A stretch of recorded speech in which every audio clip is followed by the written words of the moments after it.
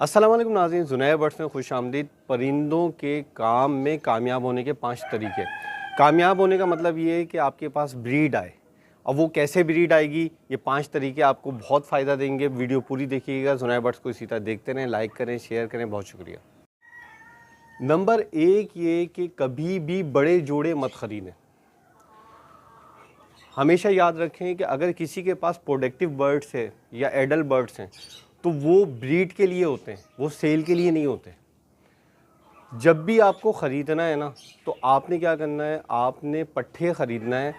पट्ठे ख़रीद के अपने घर में सेट करना है। उसके बहुत से फ़ायदे हैं। अगर मैं उसके फ़ायदे गिनवाना शुरू कर दूँगा तो पूरी वीडियो निकल जाएगी।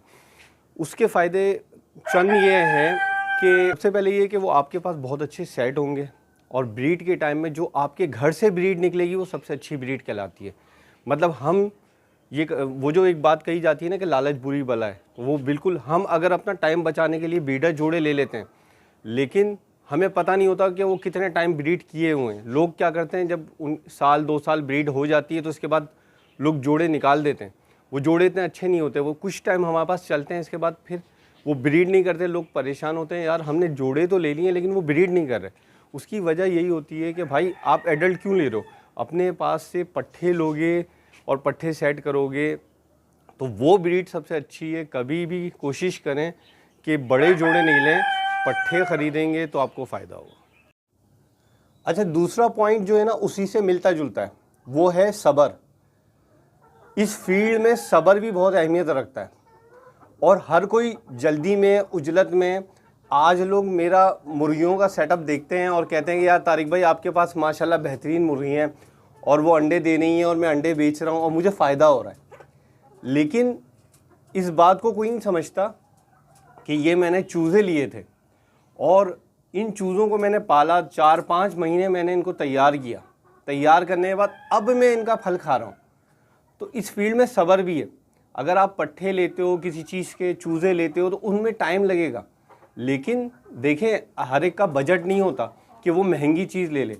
अगर आपको जैसे अगर एक मुर्गी इस वक्त 3,000 रुपये की मिल रही है, ये 150 रुपये का चूज़ा था, लेकिन सिर्फ मेरी मेहनत थी, तो मेरी मेहनत आज रंग लाई और माशाल्लाह मेरे पास अंडे आ रहे हैं, सब चीज़ आ रही है।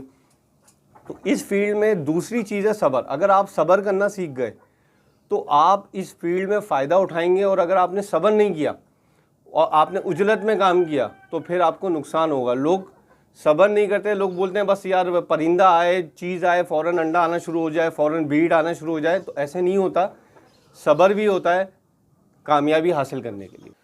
अच्छा, परिंदे को ना जब भी लगाओ ना तो 1 बाय 1 में लगाओ।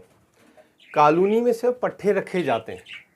1 बाय 1 में जब हम परिंदे को लगाते हैं तो उसका फ़ायदा ये होता है कि एक एक पेयर की परफॉर्मेंस देखी जाती है कि आपके पास जो पेयर लगे हुए हैं वो कैसे हैं, और इससे पता चलता है कि यार ब्रीड कौन सा कर रहा है, कौन सा अच्छे बच्चे पाल रहा है।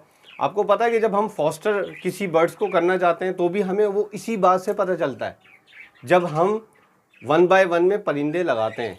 और इसके साथ साथ एक छोटा सा रिकॉर्ड मेंटेन करें, चाहे दिमाग में चाहे लिख कर।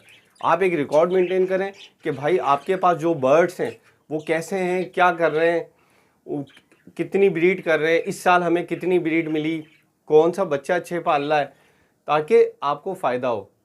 देखें इस वक्त परिंदों के रेट कम है, और अगर रेट कम होंगे और अगर आप ये चीज़ को नहीं फॉलो करोगे तो उसका नुकसान ये होगा कि आपके पास जो है ना, क्योंकि अभी रेट कम होने की वजह से ना हम ये इन प्रोडक्टिव बर्ड्स सिर्फ जेब पर बोझ है।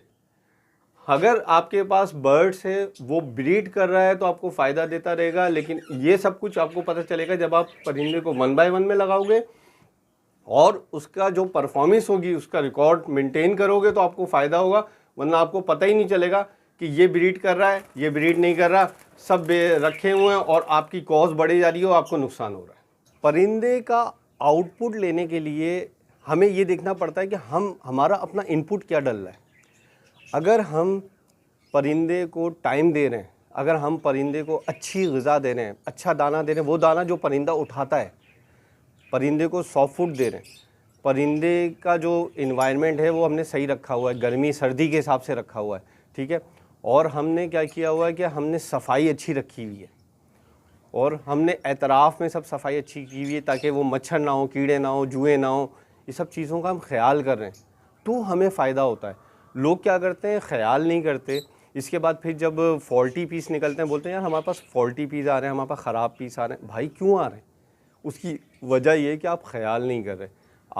आपका इनपुट क्या डला हुआ है, आपका जो अच्छा इनपुट डलेगा तो आएगा भी अच्छा आउटपुट। तो उसके लिए बेहतर ये है कि भाई आपको टाइम देना पड़ेगा। ठीक है, कम टाइम में काम होता है, लेकिन आप इस पे जब वक्त दोगे परिंदों को, आप पता है जैसे ब्रीड आती है तो ब्रीड आने के बाद हमें हर हफ्ते वीकली हमें बजरी की हंडिया को साफ़ करना पड़ता है। मैं हर वीडियो में नहीं दिखा सकता क्योंकि शायद लोग बोर होंगे, लेकिन ये काम हम करते हैं। अगर हम नहीं करते, कभी कभार बच्चा मर जाता है, कभी कभार अंडे ख़राब हो जाते हैं, तो ये सब कुछ कैसे पता चलता है? जब हम देखते हैं, जब हम टाइम देते हैं। सिर्फ ये थोड़ी कि कोने में रख लिया, दाना पानी दे दिया और आप बोलो कि फ़ायदा हो रहा है। फ़ायदा नहीं हो रहा, थोड़ा सा टाइम देना पड़ेगा और ये अगर आप टाइम दोगे तो आप कामयाब ज़रूर होगे। एक आखिरी बात ये कि भाई अगर आप कम से कम अपने बर्ड्स के लिए तो अपडेट रहो, आप मार्केट से अपडेट रहो, आपको मालूम होना चाहिए कि आपके बर्ड्स के रेट क्या चल रहे हैं। देखें, एक दिन में कभी भी रेट नहीं गिरे, रेट गिरने में टाइम लगा, लेकिन ये हमारी गफलत थी, हमारी लापरवाही थी कि हमें अपने बर्ड्स के रेट ही नहीं पता चले। आज से बहुत टाइम पहले ये हुआ, मैंने एक सेटअप की वीडियो बनाई, वहाँ पे मुझे उसने 2 जोड़े फिंच के गिफ्ट किए, ठीक है। 3 जोड़े मैंने उससे लिए, उसने मुझे बहुत भाइयों वाले रेट में दिए 500 रुपये के हिसाब से। 5 जोड़े मैंने फिंच के लगाए। उसके बाद हुआ ये कि मुझे पता चला कि मार्केट गिर रही है। जब मार्केट गिरने लगी तो मैंने क्या किया, मैंने वो फ़ौरन, उस टाइम 800 रुपये रेट थे, तो मैंने फ़ौरन उनको सेल कर दिया। जब एक टाइम आया कि 100-150 रुपये रेट हो गया। कहने का मकसद ये है कि रेट एकदम नहीं गिरते, टाइम लगा वो 150 तक पहुंचने में, लेकिन क्योंकि मेरी नज़र थी कि मैं ये नहीं बोला कि आप सब बर्ड्स, कोई मुझसे बोलता है कॉकटेल के रेट बताएं, जावा के रेट बताएं, मुझे नहीं मालूम। क्या मैं हर इतवार को जाता हूँ, क्या मुझे नहीं मालूम होता है? लेकिन मैं इतनी नज़रअंदाज कर देता हूँ, मतलब मुझे याद नहीं रखना पड़ते।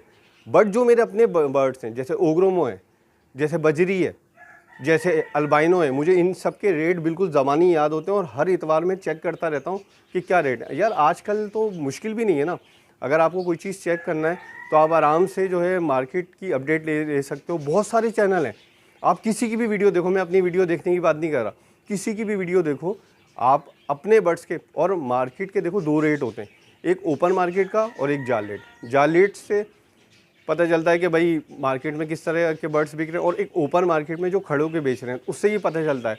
अब जैसे फिंच के रेट 850-900 रुपये चल रहे हैं ओपन मार्केट में, और जाल रेट पे 800 रुपये चल रहे हैं, 1000 रुपये की बिक जाती है आराम से। अगर इन चीज़ों को नोट करोगे तो इंशाल्लाह आप परिंदों की फील्ड में कामयाब होगे और आपको भी फ़ायदा होगा। मैं उम्मीद करता हूँ, और ये तमाम वीडियो मैं बनाता हूँ न्यू फैंसियर के लिए, क्योंकि देखें जो ब्रीडर है वो तो बोलता है कि हमें सब कुछ पता है, तो जो न्यू फैंसियर है वो परेशान होता है, वो सोचता रहता है कि हमें मालूमात मिले ताकि हम भी अच्छा काम कर सकें। तो अच्छा, अब नेक्स्ट वीडियो में जो बनाऊंगा, तो मैंने एक बनाई थी कि 2026 में कौन से बर्ड्स रखें, तो इनके मैं नाम बताऊंगा। नाम बताना आसान काम नहीं था, लेकिन मैं तहकीक करके, रिसर्च करके, अपनी मेहनत से, अपने तजुर्बे की बुनियाद पे बोलता हूँ। नेक्स्ट वीडियो ज़रूर देखिएगा, आपको फ़ायदा होगा। बहुत शुक्रिया।